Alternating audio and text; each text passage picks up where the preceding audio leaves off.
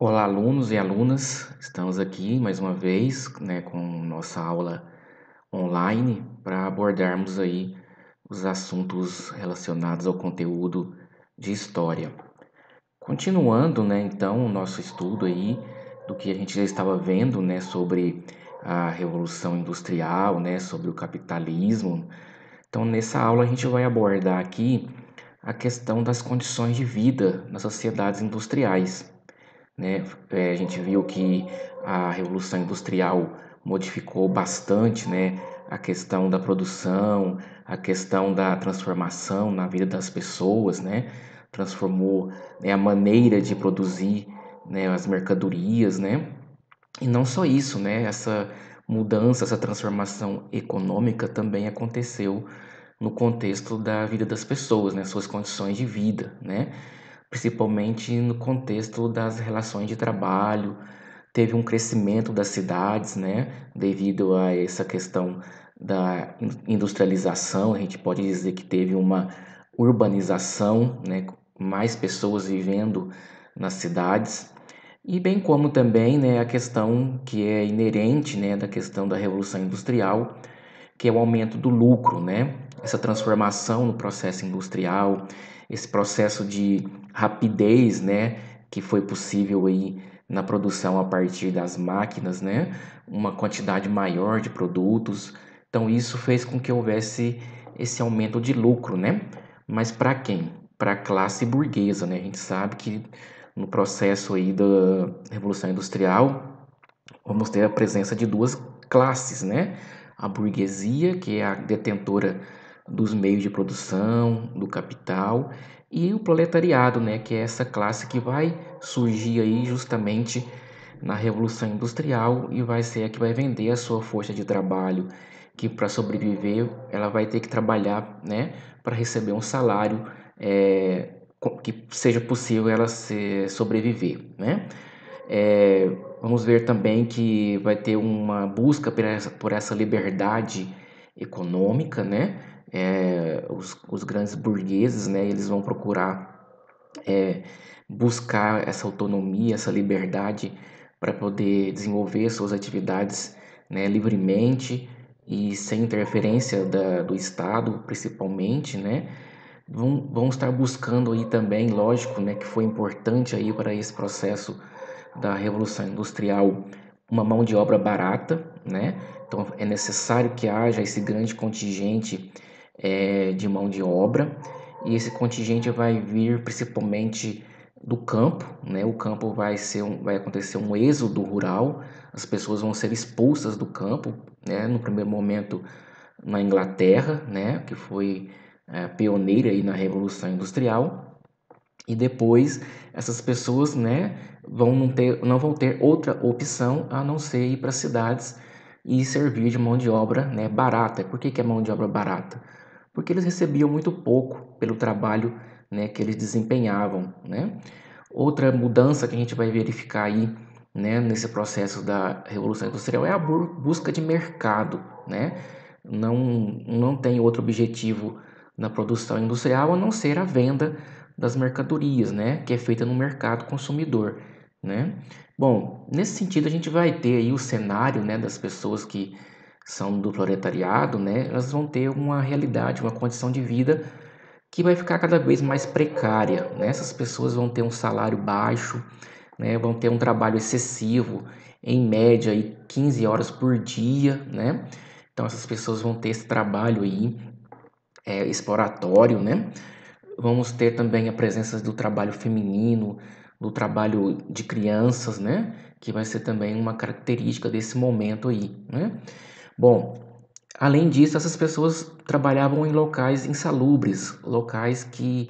não davam nem a mínima condição ali de um trabalho, com condições salutares, Então vai ser em locais precários, instalações das fábricas muitas das vezes mal iluminado, sujos, mal ventilados, Então isso vai ocasionar essa questão de uma péssima condição de trabalho, E além disso, as cidades vão crescendo, nas cidades da Europa, cidades do Reino Unido, vão crescendo de maneira desordenada, vai ter um aumento da população e, logicamente, essa população ela não vai ter outro local de morar que não seja as periferias, os bairros mais afastados, né? Então isso vai gerar muitas das vezes uma falta de higiene, vai gerar más condições de sobrevivência, falta de saneamento básico, né? Falta de água tratada, né? Então essas cidades elas não vão dar essas condições para que os operários, para que o proletariado tenha uma boa condição de vida, né? Isso é uma consequência da Revolução Industrial, né? Do mesmo ponto que ela teve um avanço tecnológico, que ela contribuiu para o desenvolvimento aí de novas tecnologias, mas por outro lado essa consequência, né, de não dar uma condição de vida boa para todos, né? Principalmente para os operários, os trabalhadores que se submetiam a essas condições péssimas de trabalho, né? E isso vai gerar o quê? Vai gerar doenças, né? Péssimas condições de saúde, né? As pessoas viviam amontoadas com moradias, né? Sem estruturas que dessem ali uma condição de vida, né? Satisfatória. Então isso vai gerar uma disseminação de doenças naquele período, como a varíola, tuberculose, difteria, cólera, né? Que são doenças que estão relacionadas principalmente a essa questão de contágio de bactérias por falta de saneamento básico, né? Então isso vai ser também uma realidade nessas condições aí das pessoas, né?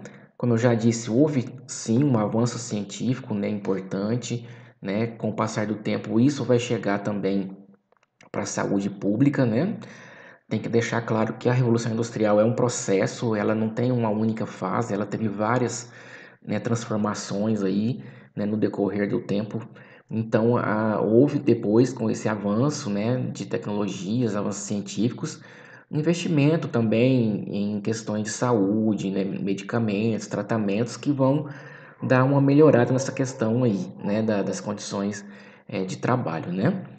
Bom, continuando nesse contexto, né, a gente vai perceber que nessas condições de vida que os operários trabalhavam, que eles viviam, né, que eles moravam, condições de saúde, nós vamos perceber que vai existir aí uma certa consciência de classe, né? Os operários, os trabalhadores vão começar a perceber que eles estão sendo explorados, que eles não fazem parte daquela classe da burguesia, né? E vão começar movimentos, né? Movimentos que a gente chama de movimentos operários, que vão trazer aí uma manifestação por parte desses trabalhadores na tentativa de melhorar suas condições de trabalho, né? Então, o primeiro movimento que a gente vai ter nesse contexto aí vai ser o movimento chamado ludismo, né? Que vai ficar aí entre os anos de 1811 e 1816, e ele surge, né, na questão de uma fala, né, uma indicação que um operário radical, que chamava-se Ned Ludd, ele quebrou máquinas, né, para se manifestar na sua revolta, né, pelas péssimas condições de trabalho, né? Então esse movimento também vai ficar sendo conhecido como quebradores de máquinas, né? Então eles viam as máquinas como sendo aquilo que causava as suas péssimas condições de trabalho, as suas dificuldades, né? A sua exploração. Então eles quebravam essas máquinas. Então foi um movimento, né, que viu que as máquinas elas também tiravam seus empregos, né, e reduziam os seus salários. Então, nesse sentido, né, vendo essa questão toda, foi um movimento assim que não teve uma organização muito forte, né, mas eles se reuniam, grupos ali, né, invadiam as fábricas, né, e gerava esse processo de quebradeira, né, numa tentativa de mostrar a sua insatisfação, né. Então, isso gerou, logicamente, né, uma repressão por parte do governo inglês, né, que isso aconteceu na Inglaterra, primeiramente, né, depois se espalhou para outros locais, né, mas enfim, houve uma repressão, né, como de fato acontecia naquele momento, né, esses movimentos operários, de maneira geral, eles vão ser vistos como baderneiros, né, e que precisavam de ter uma repressão, porque o poder político ele estava submetido ao poder econômico das fábricas, da burguesia, né? Então, nesse sentido, foi criada essa lei, né? A lei Frame-Breaking, né? Que seria uma lei que para frear esse movimento aí né, que considerava esse movimento de quebrar as máquinas algo que deveria ser punido até mesmo com a pena de morte, né? O outro exemplo que a gente tem aí de movimento operário é o cartismo, né? O cartismo vai surgir também nesse movimento aí de péssimas condições de trabalho, né? Então vai surgir no século XIX. Em 1838 foi escrita a Carta do Povo. Então é um movimento que já tinha uma visão mais política, né? De tentar mudar as condições aí das pessoas, dos trabalhadores, num movimento mais político, né? Não tão radical, né? Então essa Carta do Povo, né, foi feita, enviada, né, para o parlamento inglês, né, os deputados ingleses, para que eles pudessem, né, eles acreditavam que essa carta poderia mobilizar, né, esse parlamento para tentar melhorar as suas condições de vida, de trabalho, né? Então eles solicitavam nesse documento o sufrágio universal, né, secreto, que é o voto secreto para todos, né? Limitação dos mandatos políticos, né? E até mesmo uma participação desses grupos, né, dos representantes dos trabalhadores, né? Logicamente, uma diminuição da jornada de trabalho também era o que eles requisitavam. E então era um movimento de cunho mais político, né? Principalmente também que esses movimentos tinham influências de teorias socialistas, né? Que é essa teoria que visa aí uma divisão mais igualitária, né? Uma visão mais uma diminuição da exploração, né? O anarquismo também, que é outra teoria que não acredita na questão das instituições de Estado, nada disso, né? Então esses movimentos, né, tinham essas influências, né? Além disso, eles praticavam a utilização de comícios e manifestações, né, para tentar é, é, ter mais pessoas, né, para conquistar mais pessoas para esse movimento, para pressionar, né, mais essa questão, né? Então é considerado como o primeiro movimento, né, de classe, né, que teve um caráter nacional ali na Inglaterra, né? E também foi para outras regiões que tinham ali já a presença, né, da industrialização. Logicamente, essa Carta do Povo não foi aceita pelo parlamento, né? E houve uma repressão, né? Uma repressão desses simpatizantes que foram, né, sendo perseguidos, presos, né? E o movimento não teve condições de prosseguir, né? Só que foi importante esses movimentos, tanto o ludismo quanto o cartismo, porque eles deram condições, né, para que houvesse a partir daí um desenvolvimento operário internacional maior, né? Foram as bases, né, para esses movimentos operários que, com o passar do tempo, foram tomando conta, né, desses locais que tinham essas condições de indústrias e que não tinham condições aí de trabalho dignas, né? Muitas horas de trabalho, salário baixo, então esse movimento, né? Então tudo que foi conquistado aí depois, né, que o parlamento vai de certa maneira, melhorar essa questão de carga horária de trabalho, baixando para 8 horas, né? Depois isso vai ser algo que foi fruto desse movimento operários aí, né? Bom, depois a gente vai perceber que nesse movimento, né, nessas questões operárias, vamos ter o surgimento dos sindicatos, né? Ou como eram chamados, né, na tradução no inglês, né? Trade unions. Então, os sindicatos também vão surgir e vão ficar, né, nesse contexto aí como sendo uma instituição ou um movimento que vai, de fato, colaborar, né, para a melhoria de condições de trabalho dos operários, dos trabalhadores, né? Então eles tinham essa função, né, de contrapor o poder burguês, né? Que eram os burgueses que determinavam essas horas de trabalho, que determinavam os salários, né? Os trabalhadores não tinham direitos, não tinham a quem recorrer, né? Então eles tinham que submeter aquele tipo de trabalho excessivo, exploratório, né? Então eles queriam contrapor, né, esse poder burguês. Então esses sindicatos eles vêm para defender e até mesmo buscar esses direitos trabalhistas, né? Então resistir a essa exploração capitalista. Então, com o passar do tempo, né, a gente pode perceber que, por exemplo, em 1824, o parlamento aprovou uma lei, né, que permitiu essa organização sindical. Só que isso não surgiu do nada, foi fruto de pressão, né, desses operários, desses trabalhadores. Então, com isso, né, com essa permissão que essa lei dava, foi possível ver uma explosão de greves, de associações operárias, né? Então a greve ela aparece como uma maneira, né? A ferramenta que os operários têm, né? Para conseguir conquistar seus direitos, né? A greve é o quê? Parar a produção, parar a atividade produtiva. E fazendo isso, isso causa prejuízo, né? Para os donos das fábricas que não vão ter a produção, os produtos para serem vendidos. Então isso é uma forma de pressionar a negociação, né? Então esses sindicatos eles vão ser importantes porque agora não vai ser um indivíduo que vai querer uma melhoria, vai ser um grupo, né? De trabalhadores representados por esse sindicato, né? Que vão negociar, que vão lá pressionar, né? Para que haja uma melhor condição de trabalho, melhores salários, né? Então é aí que surge esse movimento operário que ainda hoje existe, né, em várias partes do mundo, né? Os sindicatos eles representam os trabalhadores, né? Então houve essa unificação aí da luta, né, por maiores direitos e salários, né? Então e até mesmo vai aparecer, né, vai desaparecer essa pressão que existia, né? Onde um patrão poderia pressionar, né, as pessoas individualmente, né? Então, esses sindicatos eles vão trazer uma regulamentação, eles vão trazer uma organização, eles vão fixar salários, né, para toda categoria. As categorias vão ter suas representações, né? Então, os operários, né, de determinada região vai ter ali um sindicato para representá-los, né? Então, isso foi uma característica importante que aconteceu dentro da Revolução Industrial, dentro desse movimento aí, né, operário. Bom, de maneira geral, então, os sindicatos, né, com o passar do tempo, eles foram aparecendo não só na Inglaterra, mas em várias partes do mundo, na Europa, no Japão, nos Estados Unidos, né, onde necessitava, né, ter esse movimento.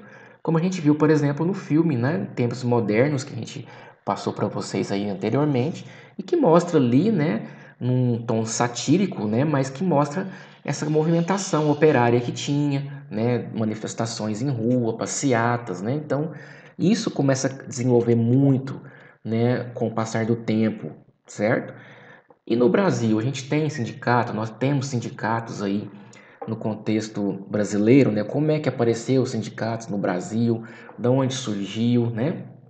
Nós sabemos que o Brasil é um país de industrialização tardia, se compararmos com a Europa, né, os Estados Unidos, Japão, né, o Brasil começou a se industrializar, é, vamos dizer assim, de fato mesmo, em grande quantidade, na década de 40, né, dos anos 20, do século 20, né?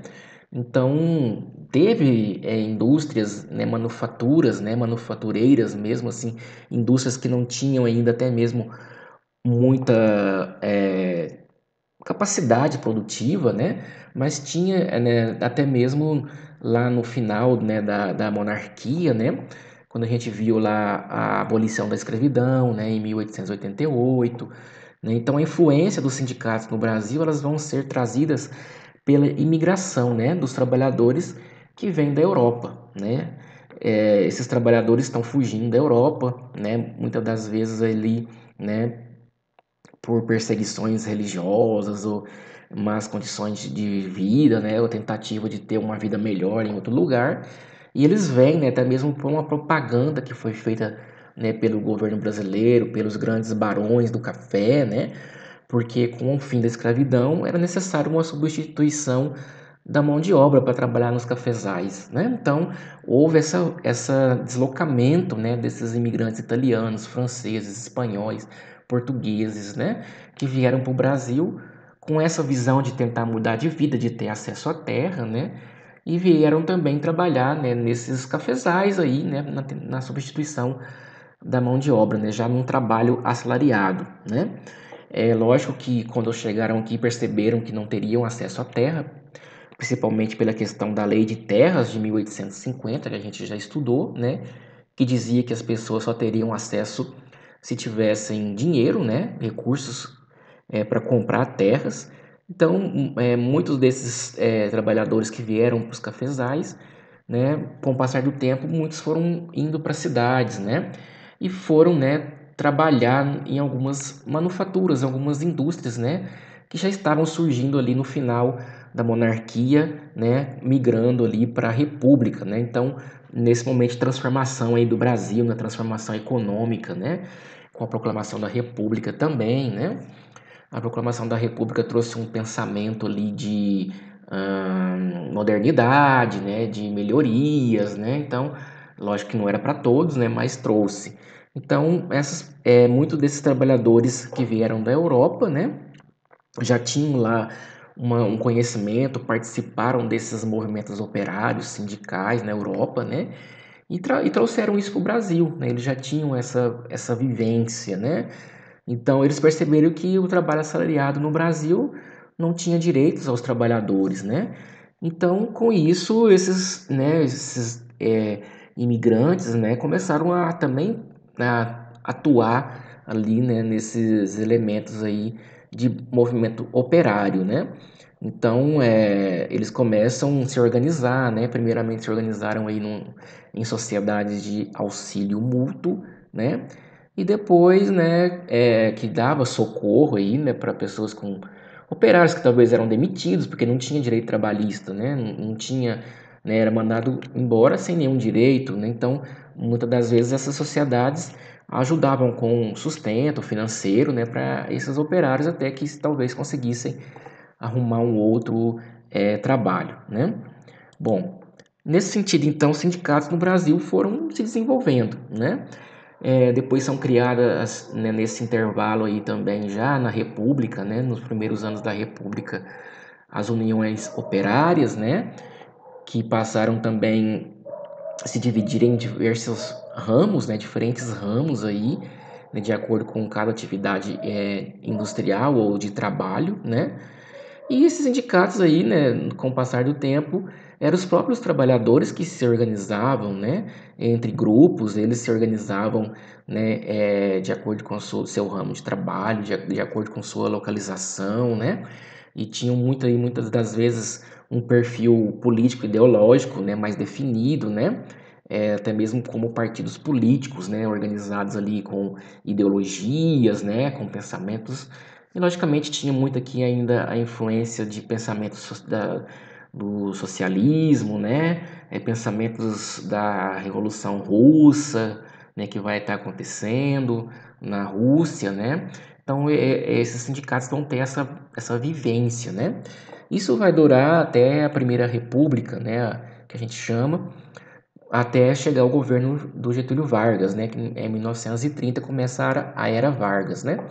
Então, a Era Vargas vai trazer essa mudança em vários aspectos, né? E também com relação aos sindicatos, né? Então, nesse sentido, vai surgir sindicatos controlados pelo governo, né? O governo Vargas vai criar o Ministério do Trabalho e esse Ministério do Trabalho vai controlar os sindicatos como se fossem ligados ao governo, né? Não tinham mais essa autonomia dos trabalhadores, as iniciativas dos trabalhadores, né? Eram até chamados de sindicatos pelegos pela influência, né? Que se tinha do governo. Então, quando se tinha negociação com patrões, né? Esses sindicatos aí que estavam atrelados, né? Ao governo Vargas é que iam negociar, né? E muitas das vezes não atendia os interesses dos trabalhadores, atendia mais o interesse dos patrões, né? Então vamos dizer que o sindicato ficou refém aí por muito tempo, né? Nesse governo Vargas esse domínio do governo, né?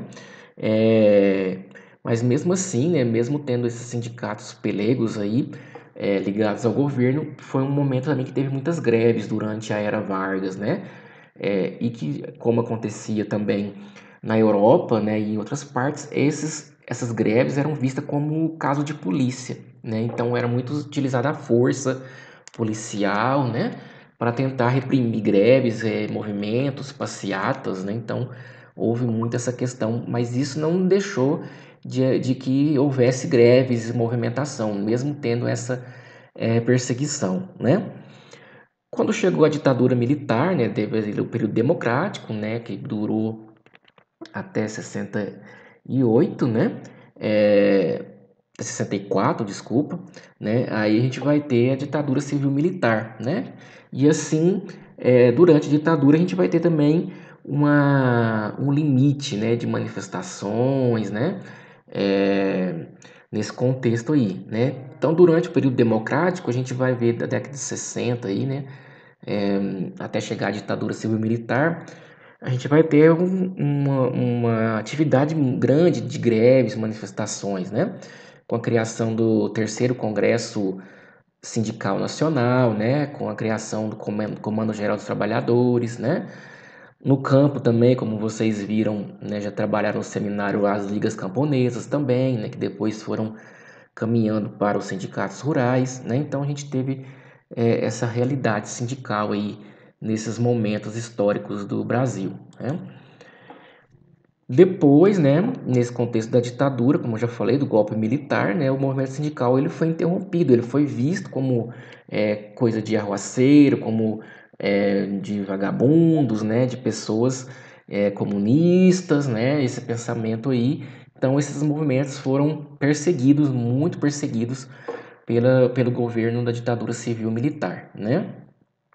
Mas mesmo durante a ditadura civil-militar, não quer dizer que os movimentos grevistas, sindicais, né, ficaram totalmente sem ação, né? E eles tiveram, né, até mesmo em várias fábricas de São Paulo, muitas greves, né, que foram acontecendo até mesmo na década de 70, que foi um momento assim dos anos de chumbo, né, mais duros aí da ditadura civil-militar. Mesmo assim, houve, né, esse processo aí, né, de movimentação operária, né? É, então, nesse sentido, depois, né, nessas lutas que foram acontecendo, né, e partindo aí para a década de 80, né, vão surgindo aí elementos importantes, como o PT, né, o Partido dos Trabalhadores, a CUT, né, Central Única dos Trabalhadores, né. Foi importante também esse movimento operário aí para as diretas já, né, que era um movimento que exigia eleições diretas lá em 84, né? Depois da ditadura civil-militar, né? Então isso foi muito importante, esse movimento operário contribuiu para isso também, né?